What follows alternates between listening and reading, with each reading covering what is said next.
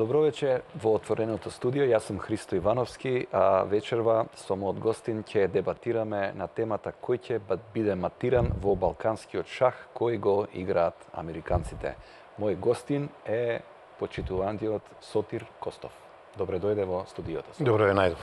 Повторно, но кај мене прв пат, иако сме соработувале јас како уредник и колумнист во Дневник, а и ти како конечно беше се сретнеме пред камерите. Да, дојде мегданот, што би рекле. Темата е логична, затоа што неодамна министерот за надворешни работи Никола Димитров беше во Вашингтон по еден долги годишен пост на високи средби.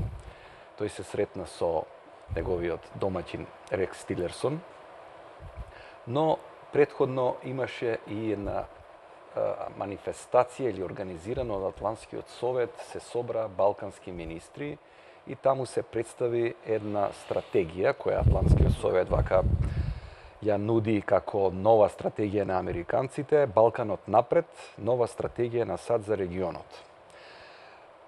Чудни дефиниции, чудни анализи, морам да признам, но еве да ти оставам тебе простор повеќе ти да кажеш нешто за твоите обсервации на таа анализа, секако јас ќе се уфрлам, но како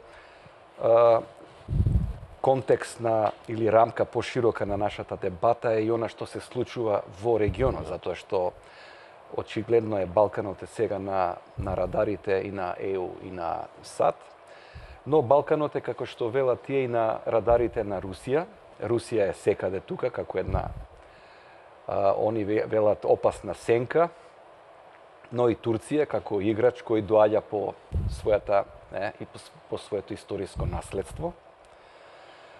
И крајот на Хашкиот трибунал, односно со пресудите се затвара едно поглавје, прашање дали се затвара затоа што сепак станува збор за народи кои на некој начин не сакаат да признаат дека нивните лидери или воени или политички учествувале во крвав конфликт и ги прекршиле меѓународните конвенции за хумано право, односно војување. Еве, слушнавме дека премиерот на Хрватска е единствениот, така го посочуваат, барем во Гардијан, кој единствениот премиер кој не осудува воен злосторник, во конкретниот случај за Слободан Праљак. Па да тргнеме од Атлантскиот совет. Да, видите, вака сега 21 век, немаме стратегија за Европска унија, за развој на Европската унија, мислам од аспект на евроатлантски аспирации на балканските земји кои не се влезени и во НАТО.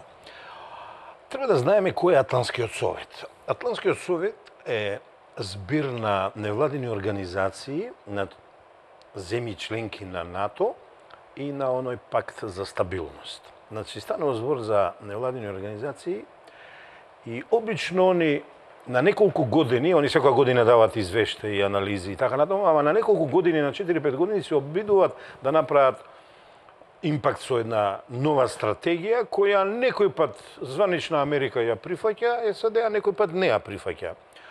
Овој пат мислам дека на мала врата сакат да внесат стратегија која за таргет го има или позади завесата ја има Русија, а да бидам искрен и Кина. Ова е удар на новиот пат на силата, но во текот на емисијата ќе се потрудам да објаснам некое мое видување. Разочарен сам од ресурсите, од алатките што ги нуди оваа стратегија, во оној дел колку успеав Христо да преведам од стратегијата и дело што ми го даде ти по мејл, од причина што очигледно е дека поминало времето на големите стратегии, на големите доктрини, Монрова, Вилсонова, Маршалов план, Мејџи, јапонската, Брежневата стратегија за ограничен суверенитет, па да не ја збориме германската, она Екснет, Остен и така натаму, кога се прекројуваше светот, кога се стабилизираа државите и кога се правеше новата, би рекол, денешната карта на светот. За мене е разочарувачки што со оваа стратегија се покажува дека Европската унија е неуспешна заедница, Меѓу редови така читам јас. Да, американците Американците се враќаат. Така? Да довршиме. Значи они се враќаат и кажуваат морковите што ги употребуваше почесто Европската унија се неефикасни, бар така јас читам. Ајде сега ние нешто почесто тоа да го употребуваме, а не стапот што би се рекло, и да покажеме алатки.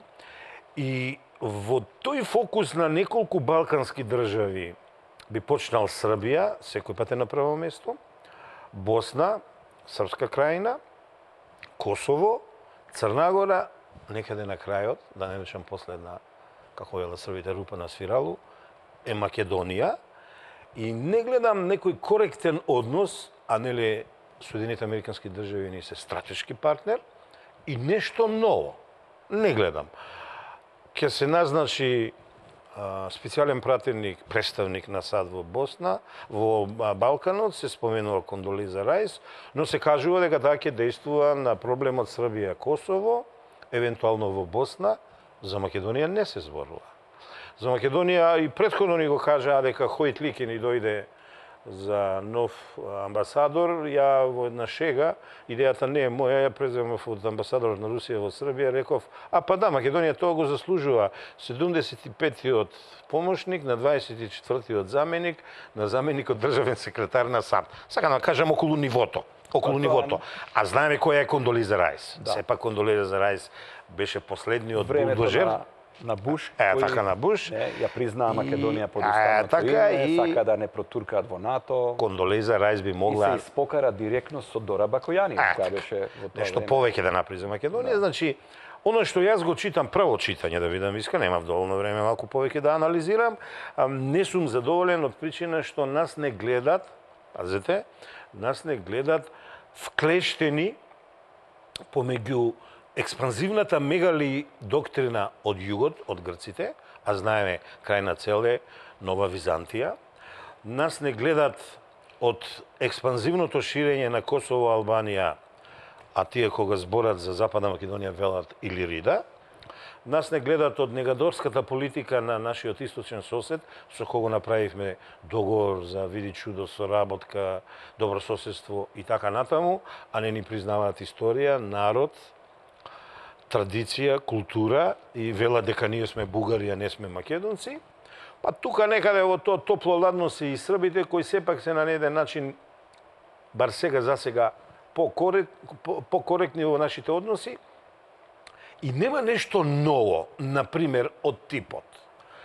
САД е стратешки партнер на Република Македонија и САД ќе се потруди Република Македонија да го реши прашањето на името со Грција. Се спомнува таму на председателско ниво, ама, пазете, прва варијанта се спомнува под БРЈМ, значи под референцата, срамната референца би рекол, а дури потоа под уставното име, ама се додава дека тоа би било многу тешко и најверојатно ќе се случи она што се случи 2008 во Букурешт, кога Буш не успеа, замислете, председателот, лидерот на најголемата светска сила, не успеа Грција, банкротира на 4 пати финансиски и морално држава, да ја натера да не го прекршува член 5 од времената спогодба помеѓу Македонија и Грција. Така да за почеток јас тоа би го кажал, мислам дека пак сме онеправдани, не сме во фокусот на вниманието, на последно место сме ставени, сепак повеќе се работи за Србија и нејзиното убедување да го признае Косово, а замислете, Србија пропагира неутралност, Србија не сака влез во НАТО, меѓу редови гледам дека ќе ја убедат да биде во НАТО, а пазете, тие ја бомбардираа Србија. Како тоа ќе успеа да го направат и се плашам да не е некоја нова доктрина и нас да не натерат името да си го смениме. Да. Ќе се навратиме на тоа, сепак тоа е клучот, а наредната недела ќе има средби во Брисел, преговарачите ќе ги седне на маса Нимиц, но навистина интересно е Сотир би рекол ваква стратегија да се стави на маса како нешто многу значајно, еден огромен тим да ја работи, меѓу кои е еден професор од универзитетот во Чапел Хил, Димитар Бечев. Да. Значи станува збор за бугарин кој таму работи. на катедрата за славистика. Можно е и тој да влијаел таму да се спомнува наместо македонци само словени. Значи, така?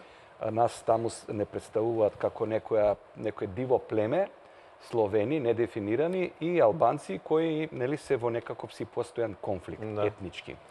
Тоа е многу блиско до она аморфна маса на начертанието српско и на нивните историчари од пред 100 години кога ни велија дека ние сме цвиечи тија. Така, па дури на едно место има што некои го протолкува како инженеринг на Атлантскиот совет, и ова сепак не е официјална стратегија, таа се нуди сега на Стейт департаментот или на Белата куќа, дека словените, еве да речеме, еве ние, македонците, етничките македонци, сме толку многу сме се иселиле, што сме сега не знаеме на која практично кој сооднос, што дури не сме сакале попис да имаме. Значи македонците не сакале попис. Тоа е первертирана теза. Тоа се тие две клучни поенти што ја вака ги извлекувам за Македонија. Тука треба ние да се гледаме во таа. Христо, моите сознанија кажуваат дека Западна Македонија е празна од албанците, иселени во европските, најмногу во европските земји и нешто во прекуокеанските, и затоа упорно не се сака спроведување на попис. Инаку, на секоја држава правенствено треба да и биде да се преброи. Тоа е битно од социолошки аспект, од правен аспект, од политички, политиколошки, па и психолошки, ако сакате да се знаеме колку сме. И ја не верувам дека македонците толку се иселени да не сакаме. Ја не сум сретнал човек македонец кој не сака да се спроведи попис. И ја најголемата замерка на ВМРО, да помнем, изминати 11 години, што би му дал е тоа што од притисокот под неговиот коалиционен партнер не направи напори да спроведи попис. Имаше обиди, имаше и предлози за некаков си електронски попис и така натаму. Но што е клучното сега, бидејќи ово очигледно е за еден и просечен аналитичар ќе види дека овде станува збор за правење атмосфера на притисок, затоа што број 1 е поставување постојано американско воено присуство во југоисточна Европа. Малку е полстил сега во моментот. Значи тој треба да се билда, но ако ја земеме сведочењето на Даниел Сервер од мај месец во Сенатот, кој инаку беше лобист за претходната влада, тој вели дека можно е да избие нов конфликт и да се дели Македонија внатрешно. Значи, ти спомнуваш Илирида, иако таква конструкција никогаш немало во историјата. Не, ја спомнувам што зборуват представниците од Албанија и Косово. Значи, за не дај Боже, тие практично војници би се стационирале, сега тие би имале двојна улога. Тука е многу нејасно. Значи, зависи како би се одвивала работата на теренот, односно како би било тепањето. Просто читање. Ако македонциве, да речеме, се посилни од албанците, тогаш војската ќе се погрижи да се извлечат тие линии внатрешни на разграничување на Македонија. Но во стратегијата на Атлантскиот совет го нема тој страф од Сервер, туку се оди на тоа да се зачуваат границите. Значи војската би била гарант на границите на Балканот. На постојните граници. Така. Што можеме да извлечеме сега од ова како? Видете. Обично таму каде што доаѓа американска војска, има прегрупирање територијално. Да не ја заборавиме Босна, да не го заборавиме Косово. Значи, може би е тешко да го изговорам, ама не е мој изум, мислам од Чомски или од еден друг амерички аналитичар и интелектуалец се кажано, дека најкрававиот извозен продукт на американците е демократијата. И сега, ако тие направиле стратегија да му помогнат на Балканот, каде сме и ние, вклучително македонците, за евроатлантски интеграции или интеграции во Европска Унија и во НАТО, зошто на преден план во оваа стратегија е ставено зајакнувањето на присуството воено на САД со војските на Балканот, помирувањето со Србија и така натаму. Па добро, до кога на Балканот ние демократијата ќе ја спроведуваме со војска? Тие сметаат дека Скопје, Подгорица и Приштина веднаш ќе донесат одлука за без проблеми. Па видете, Значи, постои кооперативност. Христо, ќе те насмејам вечерва, значи тоа е Спиди Гонзалес дипломатија што ја прави Заев, ама со шмек на Гаргамел, бидејќи па нашиот министер за надворешни работи каже дека на голем, со шарм мислам на Гаргамел, на шарм дипломатија сме воделе. Не можам едниот и другиот да ги сватам кога трчат од Атина, Тирана, Софија, Белград, Подгорица и се нешто ново оттаму ни соопштуваат, а не во Скопје. Не го прашуваат народот или, ајде, поблаго да кажам, не го информираат граѓанинот македонски, изворно во нашата држава што ни спремаат. И сега, да разјаснам оваа мојата теза дека најкрвавиот продукт извозен е демократијата. Ајде да се сетиме колку шарени револуции во изминатите 4-5 години направија во Европа, во Азија и во Африка американците. Ајде да се сетиме колку неконвенционални војни, колку пролети, не знам какви египетски, либиски и не знам што.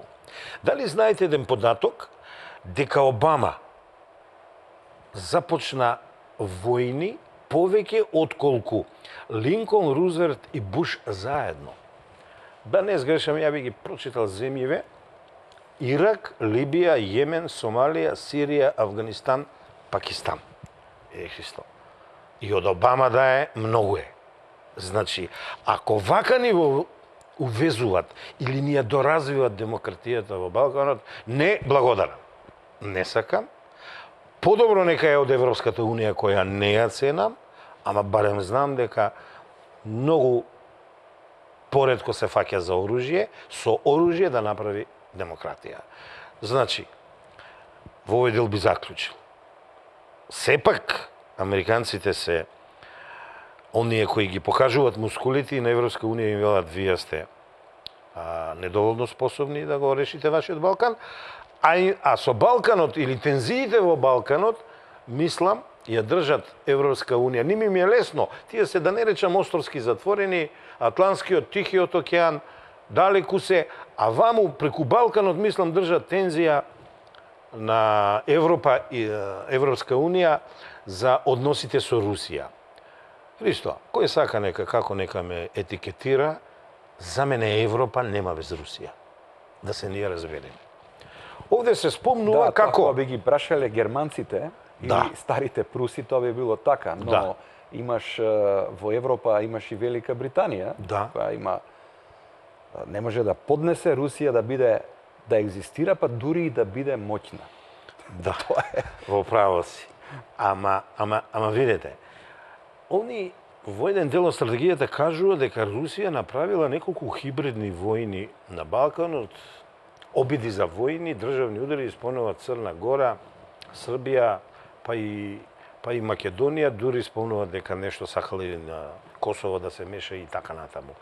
А заклучува, па видете, тоа се вика се православни народи и населенија и Русија како сака да ги собере. Па сега јас да прашам, Христо. Нас со сила не тера, не со сила, него ете, многу било битно ние во Европска Унија да идеме каде што се католици и протестанти во најголема мера. А ваму ни вела дека е ерес да соработуваме со Русија. Нема да мислите дека нешто посебно сум залюбен во Русија, но тврдам дека Русија е сила која надоаѓа. Путин си ги среди работите во дворот, во Кремљ, зајакнува. Да не ја заборавиме Кина, која ни прави инфраструктура во Македонија, ни ги прави патиштата и нешто повеќе сака да направи, ама не знам со новата власт како ќе оди таа работа.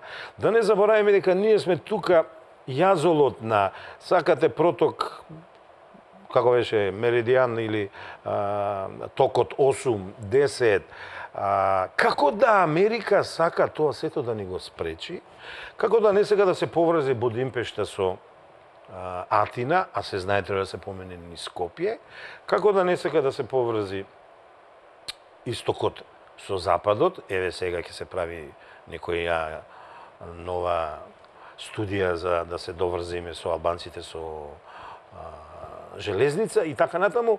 И лично мислам дека дали е ерес, или да прашам, дали е ерес ако ние со православци се организираме и ако сакаме да соработуваме, па знаете ли луѓе што се случува на планот на евроазиските нови прегрупирања и сојузи? Знаете ли кој капитал го има таму? Дали не осеќаме моќта на Кина која ја безмалку ја купува, сега ја окупира под наводници Грција, навлезена е во Србија, во Маđарска, најверојатно ќе оди агресијата економска и во Румунија и во Бугарија, да не збориме за Африка, и сега ние Европска унија, а видовме колку е бирократска, видовме дека е многу покорумпирана од нашите политичари, и видовме дека ако ни даде 10, ќе ни зеде 7 за процедури и за нивни советници, а нам ни останува 3. Погледнете ги договорите со кинезите, погледнете ги договорите србите што ги имат со русите, јас мислам се на многу поравноправна основа. Не сакам да создадам погрешна слика дека не треба да тежнееме кон Европска унија, но не по секоја цена. А евеа цената не обезличуваат името што туку не ни е сменето, не натераа да склучиме договор заради решени меѓусоседски односи во кое имаме ревидирање на нашата историја од соседот наш и ретуширање на историјата што се случила. Да не зборувам ова што го реков, тензиите секој пат од Косово и од Албанија, и мислам дека тоа не се фер услови. Да. Би можел НАТО малку или Европска унија да се покоректни кон нас, да бидат покоретни, да кажат ова држава, како што велат они this beautiful country, има име, се вика Република Македонија. Да. Тоа не е иридентизам, тоа не е шовинизам и да ославуваме така. Добри ти се поентиве, но сакам да, бидејќи има гледачи сигурно што не ја читале стратегијава, можеби треба да ја преведеме. Ја еден дел преведов. Да се објави.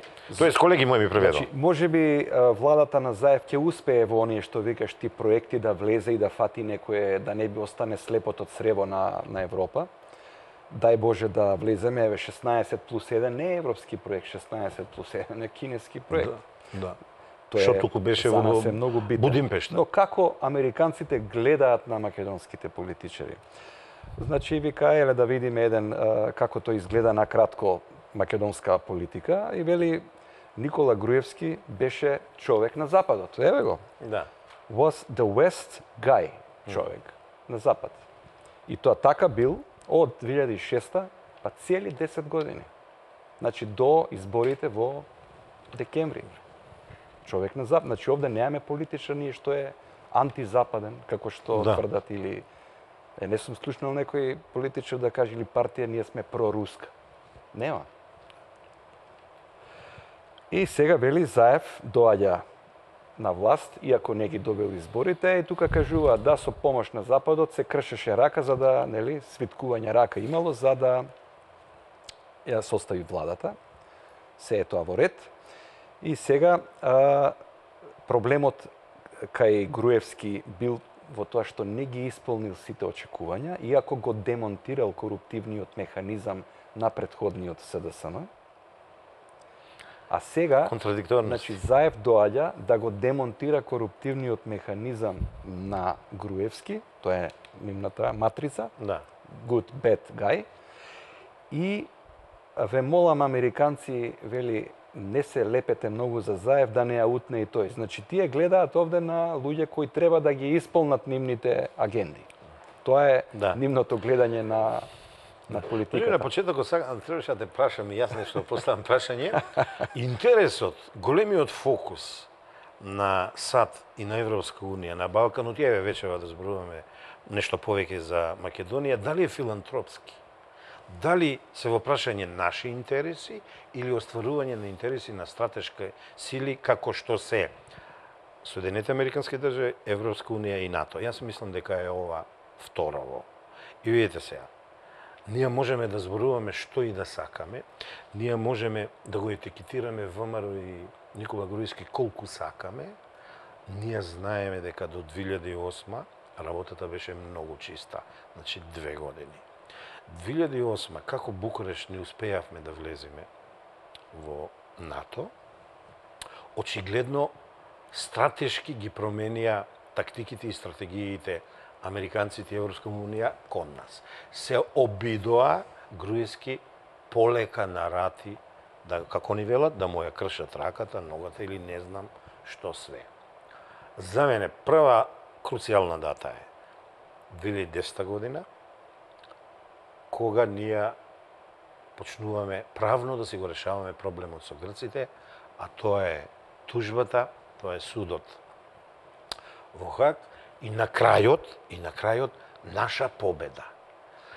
Јас имам информации кои морам да кажам дека се потврдени, дека во овој дел сме имале многу закани од тогашниот амбасадор Рикер, кој како личен неуспех го сватил поднесувањето на тужба пред Меѓународниот суд од страна на Македонија и во една посета на нашите званичници од владата кај Хилари Клинтон дал информации што не соодветствуваат со вистината, дека во смисол еве представниците на Македонија ќе се согласат со промена на името. Оттаму излегоа тие шпекулации, оттаму почнаа да го оговараат ВМРО и Никола Груевски дека ќе го менува името. Ниту еден документ не е излезен, сем тие фамозните незаконски снимки кои јас не ги признавам. Никој пат, во никоја прилика и во никоја средба, јас колку знам, би сакал да ме некој демантира, Никола Груевски и ВМРО ДПМН не прифатиле да се промени името, како што тоа го бара Грција и еве САД и Европска унија во последно време. Добро, морам да те прекинам за кратка пауза. Драги гледачи, се враќаме повторно, ќе продолжиме со името.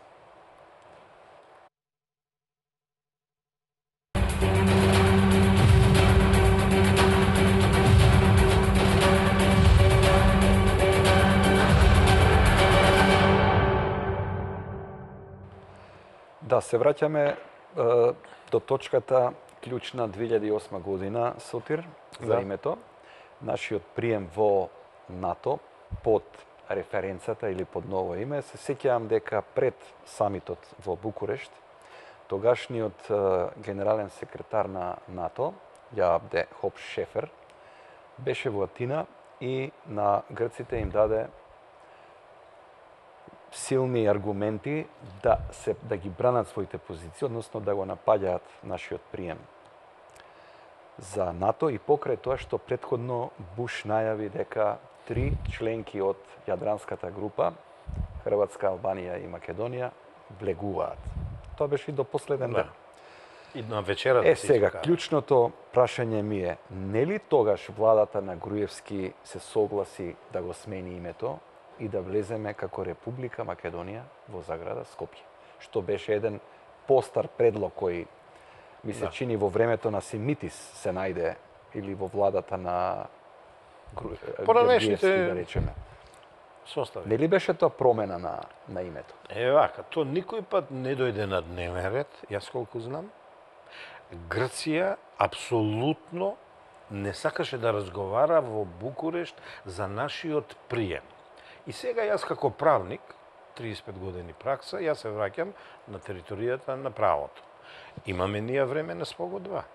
Пишува тамо дека Грција не смее нас да не обструира за влезот во меѓународните организации, особено во НАТО и во ЕУ. Кој го прекршува тоа, Христо, јас да те прашам? Грците. Зошто сет одиум отиде кон ВМРО и кон Никола Груевски? Ги браневме нашите интереси. И сега најново, зошто ние малку повеќе не се сконцентрираме на меѓународното право, на Обединетите нации, Советот на Обединетите нации, таму да го лоцираме решавањето на проблемот, а ако забележа, оваа стратегија зборува спротивно. Тоа било неатрактивно, тоа било неефикасно и Обединетите нации не покажале ефикасност и не треба да одиме таму. Како да намерно стратегијата сака да не прати во друг правец, тоест да не дефокусира од Обединетите нации. Сите знаеме која е Обединетите нации, сите знаеме која е повелбата на Обединетите нации, сите ги знаеме другите повели за правата на луѓето, народите и така натаму, и сите знаеме што е право на самоопределување. Христо, сите правници што ја знаат правната азбука, знаат што е ius cogens. Значи, тоа право нам ни припаѓа. Значи, правото да се самоопределиме, во кое спаѓа и правото да се самоименуваме. И, бидејќи тоа ни го нуди декларацијата на Обединетите нации, не може времена спогодба, склучена помеѓу два партнера под услови кои никој пат не ги разбравме, починатиот Киро Глигоров не кажа како и под кои услови е склучил оваа спогодба, од која немаме никаков бенефит, би рекол, ние да го изгубиме правото ius cogens. Тоа не се губи. Тоа право еднаш кога се стекнува со влезот во Обединетите нации, со прифаќање на декларацијата, не може никој да ни го одземе, па дури ако сакаш, ниту Грција. А сега малку да го вратам тркалото на историјата и малку поназад. Имам јас еден документ, фотокопија од документ, а тоа е приемот на Југославија во Обединетите нации, каде што е потпишан и македонски министер во тогашната сојузна влада, и каде што моето толкување и со луѓето со кои се работувам на оваа проблематика дека вели: штом имаме и подпис од македонски министер во владата на СФРЈ, ние уште тогаш сме ја прифатиле декларацијата на Обединетите нации и ние уште тогаш сме членка во Федеративна заедница на Обединетите нации, Федеративна заедница мислам на бившата СФРЈ. И сега правото кажува кој е во право, Република Македонија, но расипаната политика, злонамерната политика, да не речам балканското политизирање на работите, велат нешто сосема друго. Уценува Грција што се бара консензус во приемот при НАТО и Европска Унија, и еве Македонија како од победник на територијата на правото и победник што значи апликант успешен во Обединетите нации, каде што е заведено МКД, МК, сите тие убаво графи се подполнети. Сега само во името Република Македонија или Репаблик во Македонија стоја она срамна. Да. Код нас ни беше поставен дополнителен услов и тоа го знаеме, но проблемот беше што интересно, но некој се сетил во Њујорк дека на овие држави што ќе произлезат од спаѓањето на Советскиот сојуз и на Социјалистичка федеративна република Југославија, нема да им важи автоматизам столчето во, односно членството во Обединетите нации, туку ќе мора да аплицираат како нови, сосема нови држави. Да. Ние тука учевме дека ние сме биле како една од основачите на Ама дали зборуваме за документ званичен на Обединетите нации? Ја не сум сигурен. Толкување е ова. Бидејќи еве, моето толкување... Ја не реков документ. За да те сватам, затоа те прашам. Моето толкување со подписот на Емануел Чучков, тој е министер од Македонија во владата на СФРЈ, и сите останати, вклучително и Тито, ние тогаш леговме во Обединетите нации. Може би е наша грешка што 91 година ние меѓу другото и тоа не го спомнавме на папир. Имам ја информации дека синот на Ченто му го кажувал тоа на Клюсев, дека Клюсев се залагал кај господинот Киро Глигоров, починатиот наш председател, но ете во визијата на господинот Киро Глигоров за начинот како да се аплицира во Обединетите нации, тој не го спомненувал тој. Мене лично ми се чини дека тоа би било интересен бајпас, кој ќе покажеме дека ние го знаеме меѓународното право. Види, и да видиме, да не сме лицемери.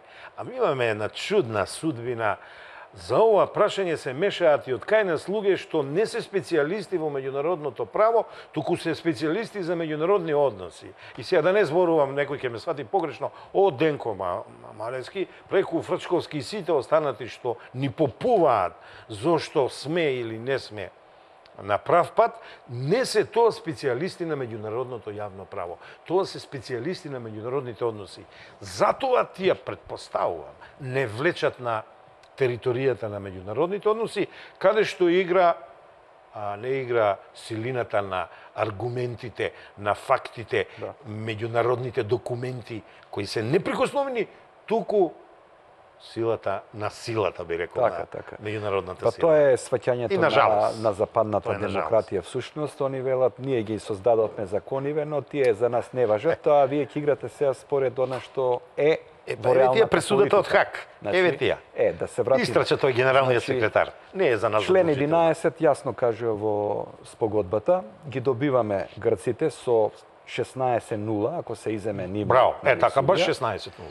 Па дури и на грчките контраргументи дека има иридентизам и така натаму, и тука ги добиваме. Значи и таа спогодба која е асиметрична и е практично само еден член на некој начин не штити, не сме да не блокира во членство во меѓународни организации под привремената референца, и тоа ги добиваме. Па видите, ја тоа го сваќам продолжеток на Бадинтер, на Бадинтеровата комисија која си ја заврши работата, но не беше упорна тоа да се имплементира. И затоа му замерам на Бадинтер. Секој пат правниците кога се изјаснувале за Македонија, ние сме добивале. Кога ќе се умешат тоа политичарите, или имаме времена спогодба, или имаме рамковен договор, и да не зборам сега што ни спремаат после договорот со бугарите. Тоа го имаме како наша тапија. Да. Ја имаме како наша тапија и пресудата. А знаеме што значи тапија да има? Знаеме. Значи, ја имаме и пресудата на меѓународниот суд, но ние, или владата, решава, и претходната влада, јас сум прашувал претходниот министр за надворешни работи на еден брифинг пред новогодишен, како ќе се ефектуира пресудата на меѓународниот суд над правдата. Тој рече дека ова е наше чекмедже и еден ден ќе го искористиме, но таа влада си замина, сега доаѓа нова влада и гледаме дека нема намера тоа, барем сега така изгледа, можеби во понатамошниот процес на преговори ќе рече, па еве ние имаме една пресуда, треба грците да водат сметка за ова, за да се добијат какви такви подобри позиции. Не знам, но прашањето ми е, Сотир, зошто влегуваме во овие меѓународни води кај што многу лесно ни ги кршат рацете, а не се држиме за правото. Па многу си во право, Христо. Значи, таму не водат кај што ќе ни ја земат историјата, традицијата, културата, идентитетот. А ваму кај што е правото, не сакат ни да помислат. Јас дури, еве вака сега, јас имам еден колега кој е доктор на правни науки, Маријан Попевски, докторираше во Словенија, кај почитуваниот професор Петрич, кој е, мислам, 3 мандати председател на Комисијата на Обединетите нации за меѓународно право. Во дискусиите плодни што ги имаме, јас и тој во последните неколку месеци, тој ми кажува дека и не е битна и пресудата што ја имаме, ако пак се вратиме на територијата на правото, ако повторно го актуализираме проблемот пред органите на Обединетите нации, пред Советот, и ако ги поставиме врз правна основа, а тоа е нашето право ius cogens, што го имаме добиено од прифаќањето на Декларацијата на Обединетите нации. И сега видите, имаме човек кој докторирал пред светски реномиран правник. Ја не знам зошто не сака званичната политика или било кој да го ангажират, да ни каже дали тој негов докторат дава резултати. Ја го имам прегледано докторатот, мима тој помагано бидејќи на словенски, во некои работи не го знам словенскиот јазик, ама гледам алатка кај што може да ни помогне. И да бевме ние држава на место, ние треба тимови и тимови да организираме, да избегаме од оваа расипана вавилонска политика на Европската Унија и на нашиот стратешки партнер САД и да си отидеме во мирните води на правото, каде што, верувајте, сме многу јаки. Од причина што ние сме една единка која само си го бара местото под сонцето, како што сите си го нашле. Ние не сме настанати од директна војна, ние не сме зазеле туѓа територија, ние не сме одземале туѓо име, ние не сме се покриле со туѓ идентитет, напротив. Македонците, македонскиот јазик, македонскиот идентитет, култура, историја, традиција потекнуваат изворно автохтоно од ова територија, никому пред нас не му текнало да го земе тоа име за народ, територија и јазик, и пак ние не чиниме. Христо, тука не ја бива работата, затоа што светската историја на овие простори е фалсификувана. Не може Македонија да е наследник на она благо, јас би рекол, трезор, на трезорот од историјата, а не сме ние криви што сме и библиска земја, што и толку пати сега малку да отидеме во поетиката, да речам, што сме спомнувани во Библијата, што христијанството од Каина се почнато, а еве не јас, па Путин валда значи нешто во светски рамки, кој каже, благодарам, вие не описменивте. Еве ние зошто не чиниме исто. Значи, многу јасно е Мегали идејата што сака. Многу јасно е доктрината бугарска кон Македонија 2008 и 2007 замисли си е формулирана, Што не е седнале. Не седнале, ова е бугарската доктрина Така. кон Македонија. Се што ни се случува сега е запишено 2007-2008, оде се 2-30 нивни академици, историчари и така натаму, и се е напишено сега што ни се случува. Значи, напишале, ќе се усојузиме со грците, ќе ги притисниме, ќе им го направиме на македонците ова, нашата нова власт отиде, трчајќи за малку нога ќе скршеше да го потпише тој договор. И еве сега, споменикот на мучето во Струмица се бриши, не постои бугарски окупатор. Слушам денеска на некој друго село, од една друга телевизија, дека каде што биле стрелани во првата светска војна, 120 македонци, споменикот пак се избришало бугарски фашизам. Па сега не тераат да бидеме со сила националисти. Јас дури со еден мој драг пријател, колега наш новинар, сме разговарале дали треба да зборуваме за бугарски фашисти или нацисти. Фашистите беа од Италија и фашизмот, а бугарите беа фатени од германците да дојдат да не поробат. Ние треба да зборуваме за нацисти? Не, ние бришеме се, они се ослободители на Македонија. Тоа е первертирање на сите работи околу Macedonisen Zustände и ние па добро, патиме тоа пак ќе произведе други проблеми, затоа што ние сме историски многу блиски до еврејскиот народ, да. И евреите може да речат, па вие што правите таму во Македонија, вие фалсификувате историја, вие сте антисемити. Ние правиме, произведуваме антисемитизам, а не сме свесни за тоа. Че работите мора да бидат јасни. Да, некои работи ќе се сменат во искажувањето, нема да бидеме груби, да кажеме клети, такви, тоа се прави, тоа не. Се надевам, мисля, че нова бришење за антисемитизам. Да те сватам. Да. Секако. Тоа се сериозни работи. Да. Иронично. Мора ова е да покажеме цивилизацијско ниво дека знаеме зошто постоиме. Фала Богу. И да не забораваме, ние сме трет град во светот кој направи вака велелепен споменик на Холокаустот. Да не го заборавиме тоа. Да не го заборавиме тоа кога бришиме бугарски фашизам, нацизам, окупатор или не знам што. Ние сепак... Да, види, владите на Недич и на цар Борисов III се работуваа кога им требаше размена на податоци кои од еврејските семејства каде живеат, адресите и така натаму. Тие свесно ги жртвуваа евреите на македонска територија. Тоа се откри, тоа е веќе кој ги транспортирал, кој ги издал, а не се гледа дека сепак тие луѓе ги испратија во логорите. Затоа и се вели простуваме, но не забораваме. Така се оди напред, а не со бришење на историски факти.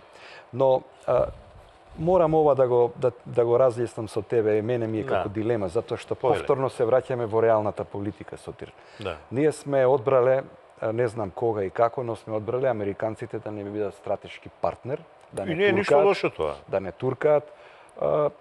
Јас сум пишувал, например, за случајот со Ел Масри, како е фатен и така натаму, измачуван, беше чуван тука во еден хотел, па транспортиран и на крај од Авганистан донесен на албанска граница, па вратен. Човекот не доби пред судот во Страсбур, ние добивме шлаканица, не доби ција. Потоа подпишавме дека се согласуваме САД да бидат иземени од Римскиот договор, односно од Меѓународниот суд. Сад каде да и првата чизма пред да стапи на било која територија, они така се заштитуваат. Сме влегле во коалицијата, сме отишле како мировници и покрај тоа што на тој начин си создаваме безбедносен проблем дома. Значи сме покажале дека сме лојални партнери, дека сакаме, впрочем имаме можеби 400-500 илјади македонци кои живеат во САД, имаме врски со нив. А историски па Америка стоела зад македонското прашање во одреден период и стоела позитивно. Но во реалната политика, кога ќе дојде прашањето за името, велат проблем. Ќе кажам вечер една моја наивност, да не кажам романтизам, кога Грција беше притисната со колапсот што се случи по четврти, пети пат финансиски и не само финансиски, да бидам искрен, се израдував дека еве сега е моментот, ќе ја притиснат и ќе го решиме проблемот со името во праведно во наша корис. Види да ти кажам, штом тогаш тоа не се случи. Во животот најчесто сум 99% од случаите оптимист. Ја лично мислам никогаш нема да се случи. Ние проблемот на Грција со нашето име да го решиме во наша полза. И ова е многу жално што го кажувам, но најверојатно е така и ќе остане така.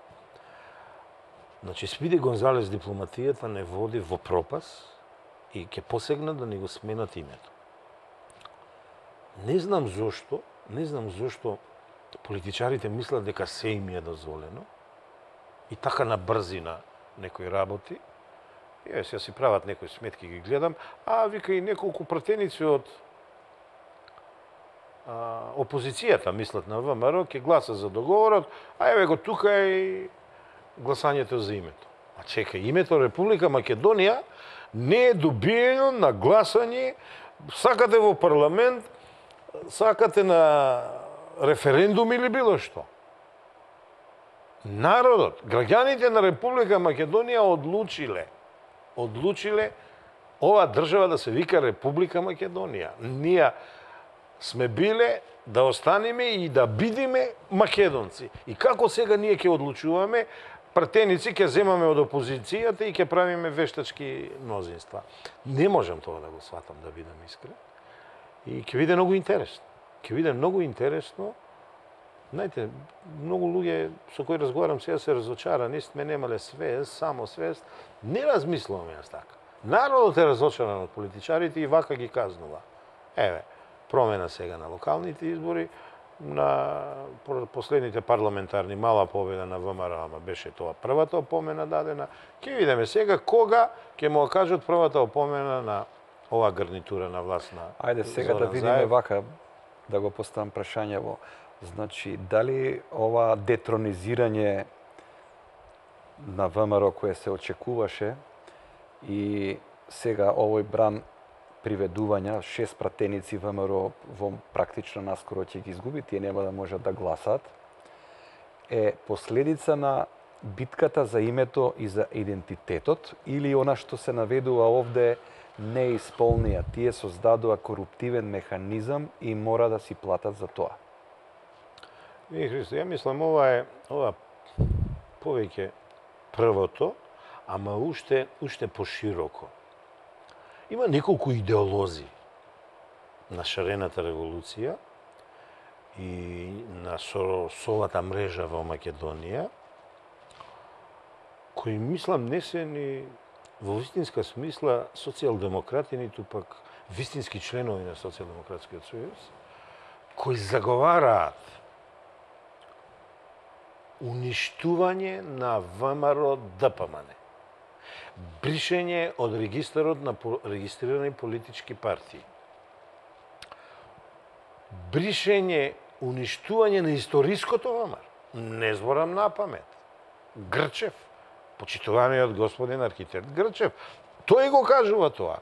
Децидно вели, и ВМРО да го нема, и ВМРО да помогне. Овие биле лажни низ историјата, овие други биле криминалци или не знам што, а ниеден суд не се изјаснил. Да не заборавиме и јакобинските залагања на господинот ЛДФ, Љубомир Данилов Фрчковски. Знаете како? Во таа телевизијата, од таа емисијата. Сега ќе затвориме 10 на 15 ВМРО-вци, ќе поседат 3-4 години, после неправилно сме ги затварале, тие ќе излезат, ќе им се извинеме, ќе земат оштета и така натаму.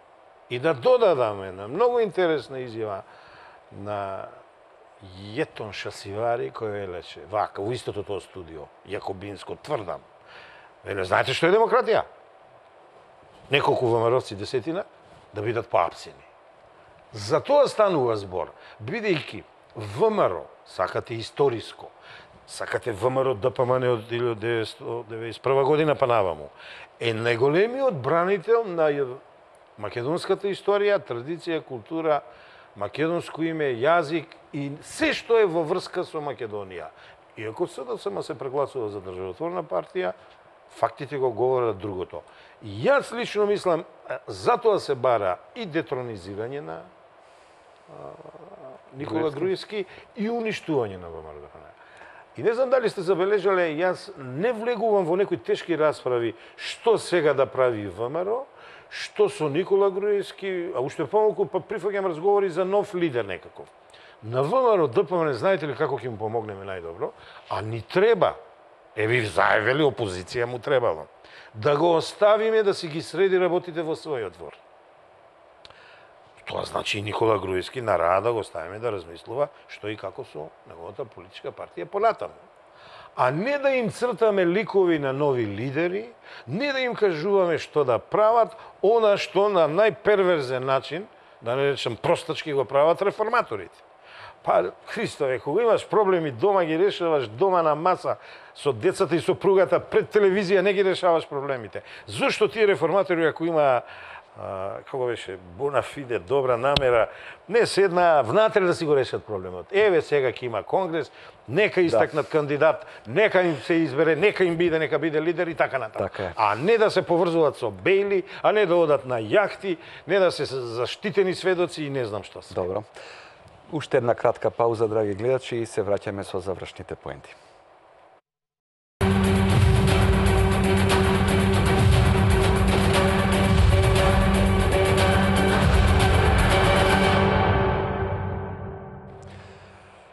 Го фативме феноменот ВМРО, македонскиот феномен. Сите велат, сите ние сме ВМРО, меѓутоа тие што се во ВМРО што го правеа, знаат дека тоа не е така 90-та година кога се правеше ВМРО, не беа сите ВМРО. Тоа не ми е поентава, Сотир. Поентава ми е ова, да го земеме овој наш мал простор, што се вика сега Република Македонија. Значи, имаме два историски концепти кои се прекршуваат. Едниот се вика Призренска лига и тоа е идејата за голема Албанија. Вториот се вика ВМРО и тоа е идејата за обединета Македонија. Очигледно е дека ВМРО им смета и дома, но ВМРО им смета и надвор. Значи, без разлика што ВМРО е далеку од идејата за обединување на Македонија, од Конгресот во Прилеп па до овој сега, тие еднаш не кажеле официјално ние сме за обединета Македонија, додека кај албанските лидери тоа постојано се повторува. Платформата.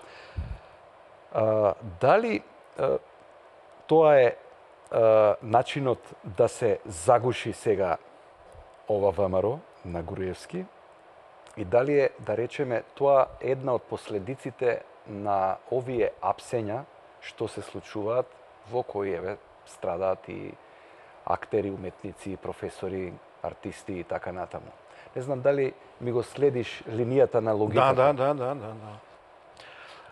Види, Христо, ова се тешки времења, но ние не смееме да молчиме, мораме да имаме став и мораме да воскликнеме во одбрана на вистината.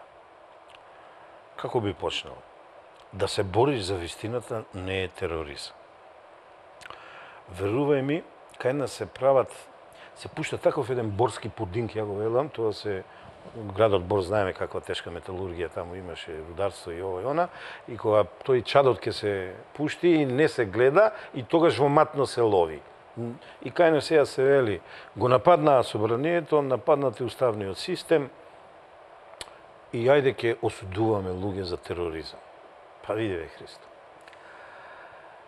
Да осудуваш уметници, луѓе од културата за тероризам е најголем политичко правен привитимизам на 21.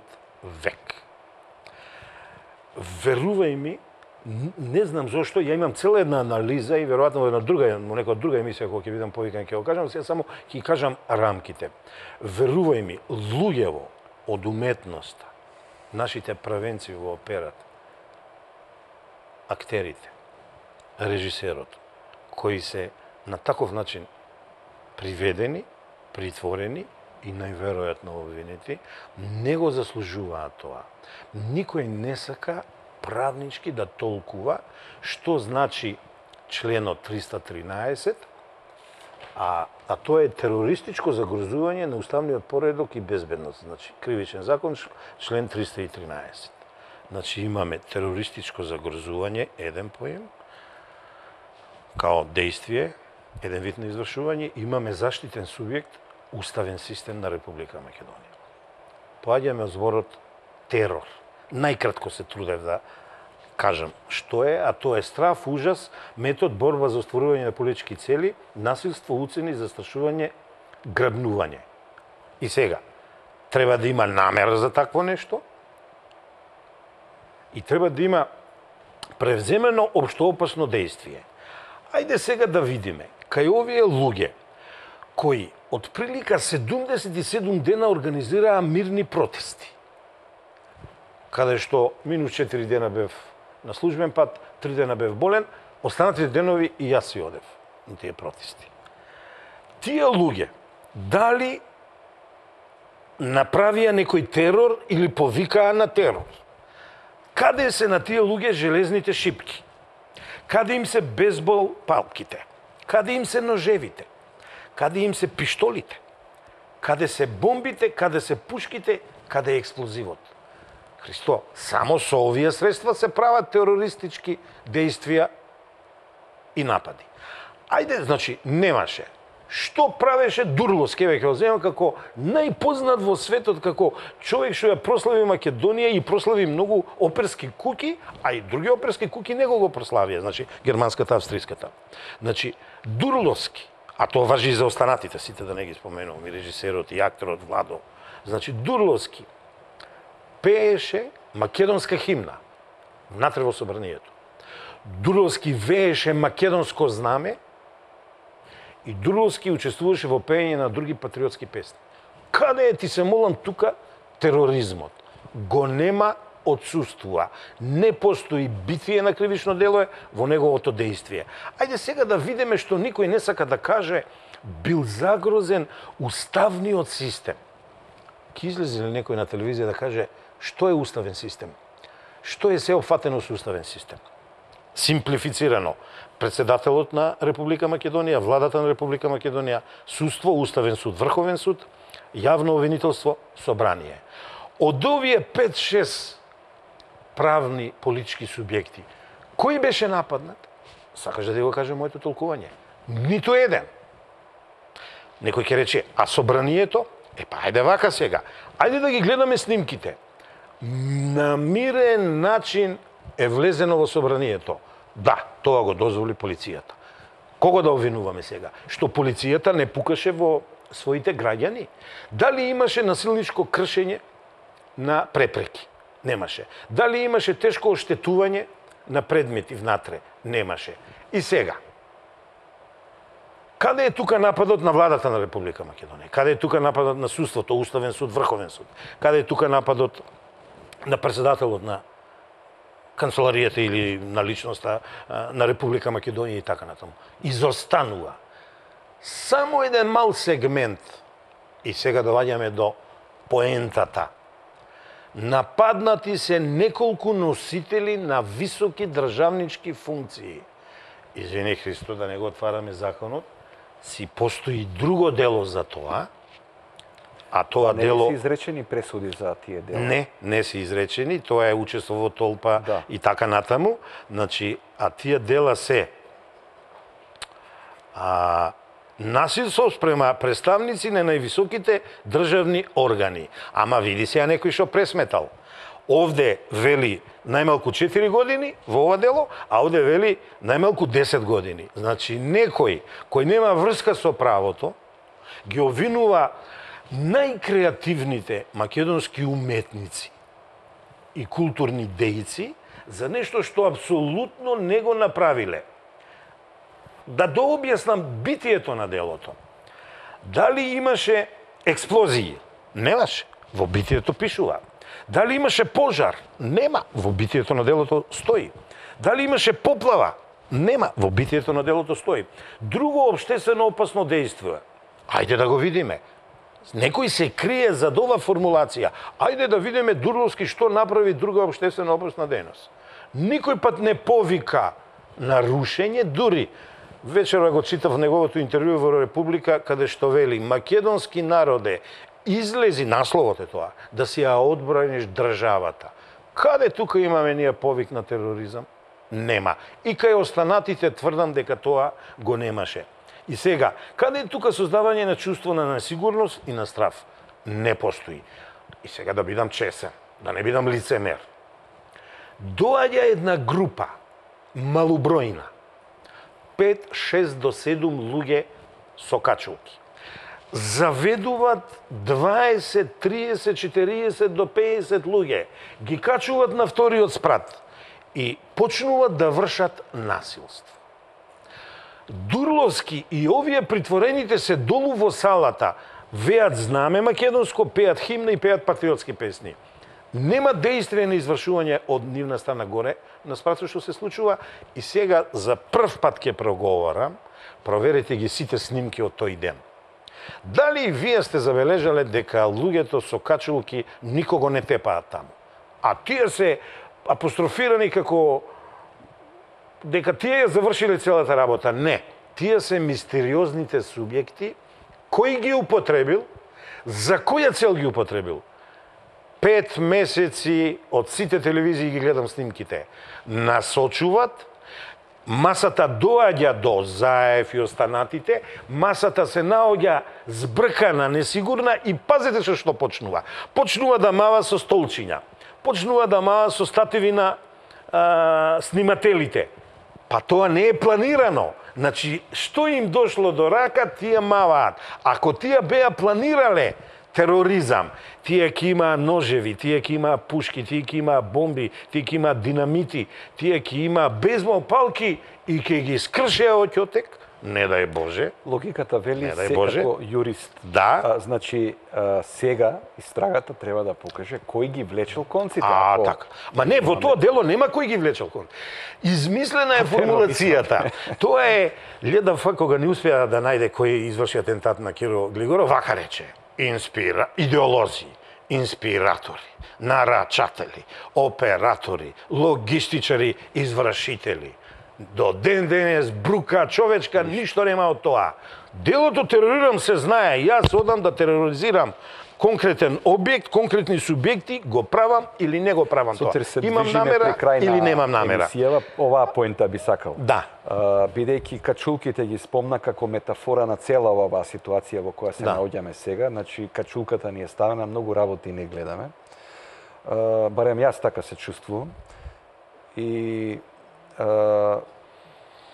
овој молк на оние што обично се јавуваат и сакаат демократија.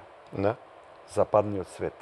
Во притвор се повеќе од 30 или 30 луѓе или 36, ама некои биле недостатни. Така, околу 20 и нешто луѓе. Бројка што кореспондира со овие од терористите од Куманово, и тоа е многу чудно.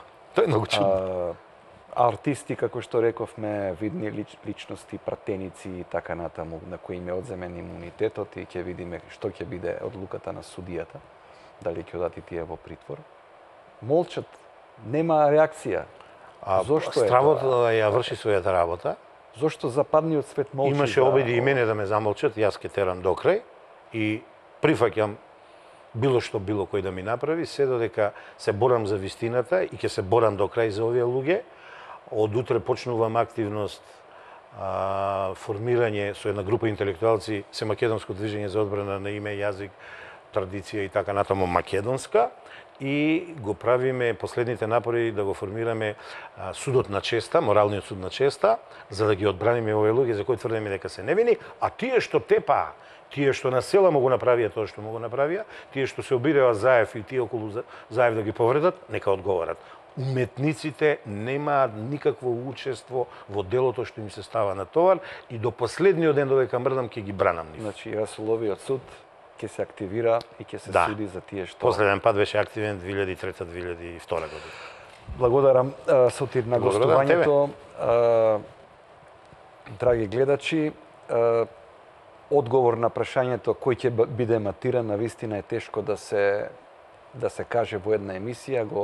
Насловот го ставивме провокативно за сите да размислуваме што се случува, како се случува, што може да се случува. Добро е да се дебатира. Од мене поздрав, останете со програмите на нашата телевизија. Добра ноќ.